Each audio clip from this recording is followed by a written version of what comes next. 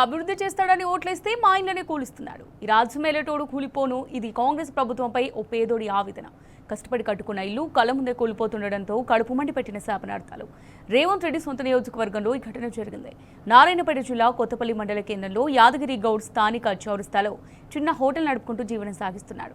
Road విస్తరణ అంటూ వరుసగా అతని ఇంటిపై 2 సార్లు బుల్డోజర్ దాడి చేసింది నిరంకుశ ప్రభుత్వం. కళ్ళ ముందే గూడు చెదిరిపోతుండటంతో తీవ్ర ఆవేదనతో అడ్డుకుని ఆత్మహత్యకి యత్నించాడు.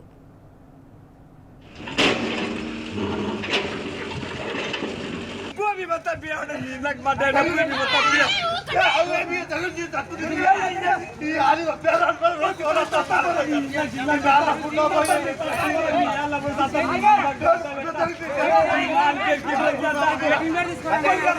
स्टार्टिंग प्लेयर है और तो डब्बा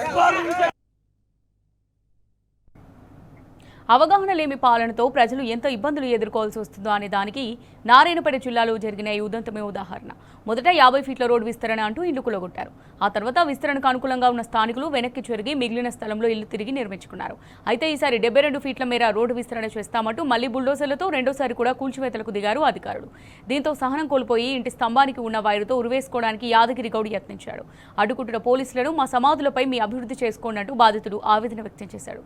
ఇప్పటికే సర్వం కోల్పోయి మిగిలిన దాంట్లో జీవనం కొనసాగిస్తుంటే ఇప్పుడున్న గూడును కూడా తొలగిస్తామంటే ఎట్లా అని బాధితులు లబోదిబోమంటున్నారు. దీంతో అధికారులు వెనక్కి తగ్గి అక్కడి నుంచి బుల్డోజర్లను వెనక్కి పంపించారు.